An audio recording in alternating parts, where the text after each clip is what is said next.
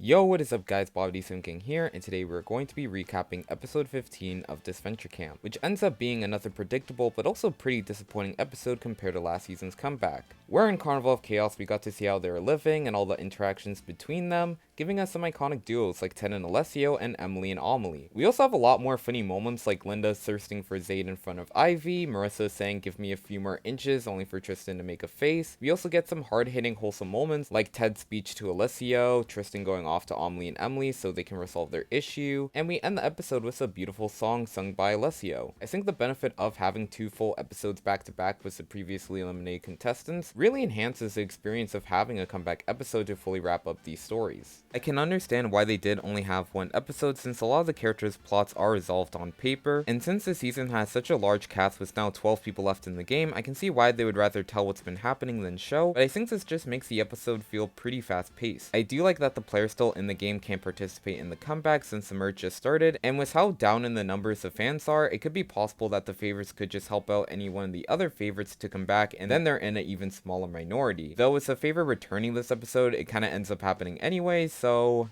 whatever. But I still enjoy that aspect just because the focus is more so on the eliminated contestants. But to me, what makes this episode fall flat is 1, the heavy use of Anastasia, and 2, Benji returning, but we'll talk about it when we get into it. And by when we get into it, I mean right now, because we started the episode with Anastasia saying that she found her fellow companions to be obnoxious, which, oh my god, we're starting this episode off with a rant because there's a lot for me to process with her saying this. For starters, Anastasia calling out people for being unlikable and annoying is rich coming from her, considering she's objectively not a fun person to be with. She's extremely judgmental, will typecast you at the first opportunity, and will put you down if she thinks less of you. One of the prime examples I could use is her ability to dismiss and write off characters like Linda. I'm not trying to be a Linda Anderson Glazer, but I think the way Linda props up Anastasia before she leaves the competition compared to how Anastasia views her is largely indicative of how emotionally immature she actually is. I get it, she's still pissed at Linda because she got on Marissa, but no apology to Linda was given, and even though the show loves to and will continue to push the narrative that Anastasia has changed,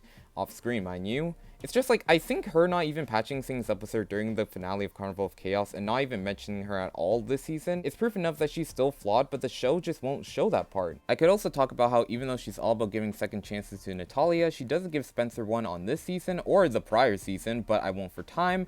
Actually, never mind, I will. I have said, and I still agree that Spencer is just as good of an ally as Vinny the Lip from Big Brother, but when you set up a character to be Miss Perfect who has no faults and is a redeemable, likable character, I will analyze her if I feel like that title is unearned. She could have given Spencer at least a conversation for isolating him when he joined the blue team, but she just calls him the most unreliable person on the team. There's also her relationship with characters like Ted, Zayd, and Alec, but I think it's clear that just Anastasia just has a superiority complex. I can understand and will agree with Anastasia not wanting to talk with everyone, but I think the reason is pretty faulty coming from her since she shares a lot of the flaws that she's calling out in others. Her obnoxious, I'm always right therapist attitude is just one that really grinds on me throughout the episode even if she's right. She's just so unlikable that I just want to skip every scene she's in or end up siding with characters who are not objectively in the right and actually need to hear this. But we find out that she's friends with Ernesto and Dunia, which, cool. I'd assume she's been third wheeling since Dunia and Ernesto have more of a connection, but whatever. Emily announces a comeback and says that it's individual, but Manu assures Bruno that they can help each other prepare, and I've said it once and I said it again, but I love how supportive Manu is of Bruno. It's really sweet and they definitely carry the episode from an emotional aspect, and Bruno is just surprised that Manu remembered him, and honestly it's just very healthy bromance in my opinion. However, Aubrey wants to delay the challenge, not for anything medical, just because of Mercury, and we could just talk about Aubrey right now, and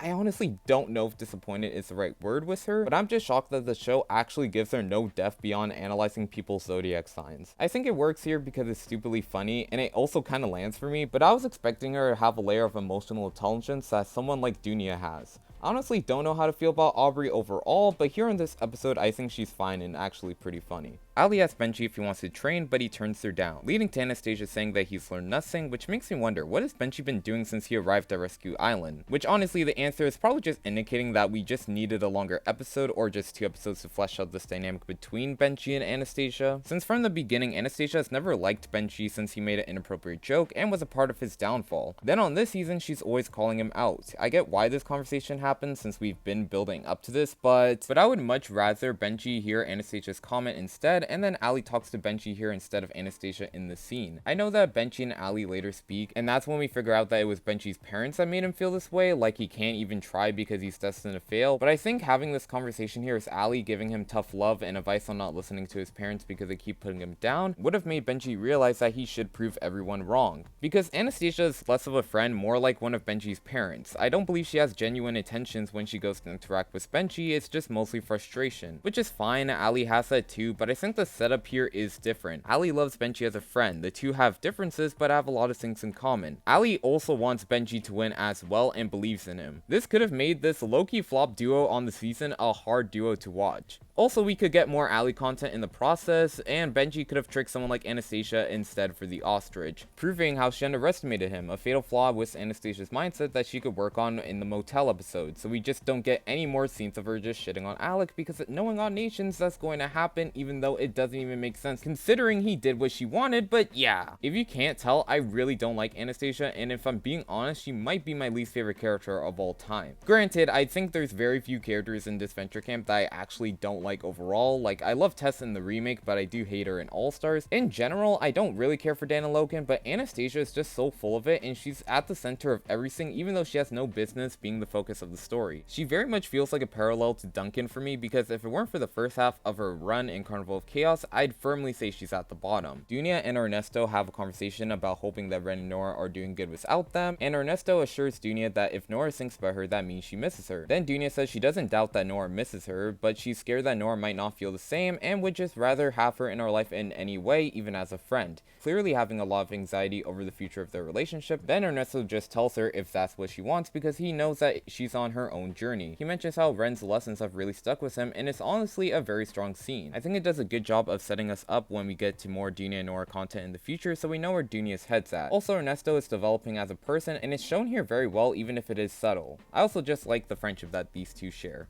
Bruno and Manu are training, and Manu says that he would rather train him instead of himself, and Bruno asks why does he care for him so much, and Manu reveals it's because he reminds him of his little brother who is also a super fan, and that he's the reason he applied to the show to begin with. Despite not watching this Venture Camp, he did it so he can be closer to his brother, and as an older brother, this is honestly really sweet. Not to brag, but I would totally do this for my own little brother. And Manu goes on to say how much he misses his brother in Samoa, and how the experience has brought him closer to his brother, and it's all really touching. Manu definitely isn't that important to the season, and you could argue he's just a filler character, but he's so likable here and proves what a pure soul he has. Manu is just a great guy, and while I can understand people not having him as one of your favorite characters, I don't get the negative or in some cases weird reception to him. Finn cuts this off, telling them that they're boring, and Ara says that scene was some after school special, which honestly that kind of made me laugh. I really miss Finn and Ara just dogging on everyone because they're so funny together and have great one-liners. Aiden cuts this off, lying to Finn, saying that Aubrey was talking trash about Patty. Aiden finally has a conversation with Manu since he's been avoiding him because he feels awful about having a villain phase, and he mentions Rhea because he's Aiden and is still rightfully upset with Rhea, even though Rhea is probably not watching or even really remembers Aiden on the daily. But Manu tells Aiden that he doesn't need to apologize, but he does anyways, and I think it is a decent conclusion to Aiden's villain arc on the season,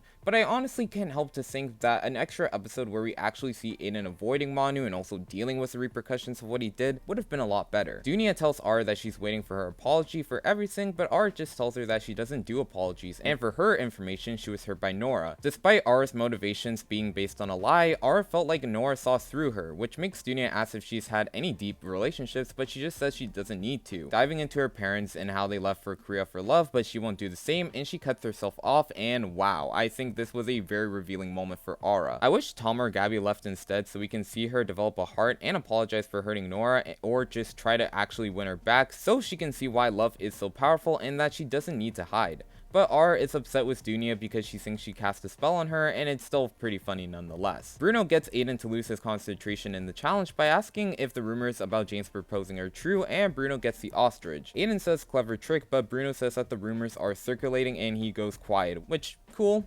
I love Jaden. Shame about Aiden's VA being somewhat problematic, but I still love James enough that I'm still really happy nonetheless, and also just Aiden and James in general are my favorite couple of all time, so I would definitely watch their wedding video if we ever do get one. Finn starts manipulating Aubrey, saying that Olivia has already replaced her, but it ends up with Ara taking the ostrich before Finn pulls her leg, and then we figure out that Finn's the rising Scorpio, the worst rising sign, I guess, honestly. I don't even know, man. We figure out that Anastasia wants to come back so she can get back in Natalia, which, I mean, thankfully won't happen, but she ends up with an ostrich because she's a borderline Mary Sue. Allie snaps Benji back into reality, and I've already talked about this scene a bit. I think this does a good job of making Allie's story more clear. Sure, she has a little impact in pretty much almost all of her seasons, but for her individual journey, it's been her persevering through failures and struggles. And finally, Benji is locked in for good, and you can kind of see a glimpse of Carnival of Chaos Benji coming out when Benji and Allie start messing with each other after he tricks her. Their friendship definitely feels a lot more meaningful than it did prior to this episode. And then in the final race, who could have guessed it, it's a showdown between Benji and Anastasia, but Benji wins, with Allie catching him, and that's a nice scene, but let's just talk about Benji returning. This was an obvious choice since they made his character a complete loser, and he doesn't even care about the Benjinators who once believed in him. But now he's back, and I'm sure he's going to make an impact. However, I just can't ignore how annoyed I was with him, even though it was realistic for him to be so stagnant and not trying. I also relate to that personally, so I'll give him grace on that. However, two things can be true at once. I can relate and sympathize with Benji while still being annoyed that he's just not doing anything. And hopefully he's the reason that Tom or Gabby go, because we desperately need a favorite to go in general with this 8-to-4 ratio that's just honestly insane to think about, and kind of does just kind of feed into the fact that this season is just clearly rigged for the favorites. I mean, the show is scripted, but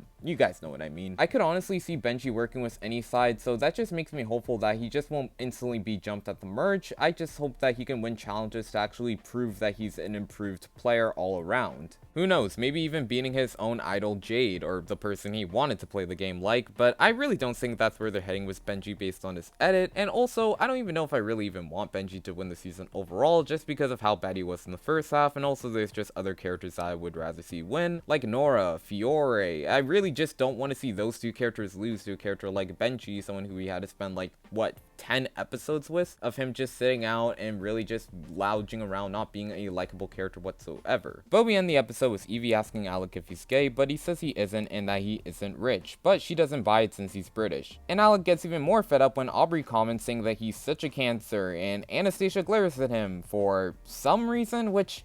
what the fuck does Anastasia want from Alec at this point? You've bashed on him, you've gotten him to realize his faults, he doesn't join Rescue Island because of you, and you're still going to be a spiteful, petty person. How does Odd Nations expect me to like someone like this? Someone who is so full of it that the high horse that they're always on can't even stand on the load of horse shit that their owner is spewing. Seriously, Anastasia is just so full of shit that the Owl House Confessional would be jealous. But that's the episode, a fine episode with some really weak spots that I would probably just have it as a below average episode, and also just debatably my least favorite episode of the entire season, since it's also extremely predictable and just more so just telling than showing based on the actual dynamics, based on the actual events that happen, like with Aiden and stuff like that. I forgot to mention this, but man, not having the eliminated contestants come back kind of sucks, just because we couldn't get to see Fiore's reaction to Alec not being there, but whatever. Maybe next episode Benji will tell her that Alec wasn't there and we get to see some Fiore angst. But that's the video. Thank you guys so much for watching. Expect a pre-merge ranking in the future since all these characters are officially out, and yeah, peace out. Stay tuned for more. Love you all.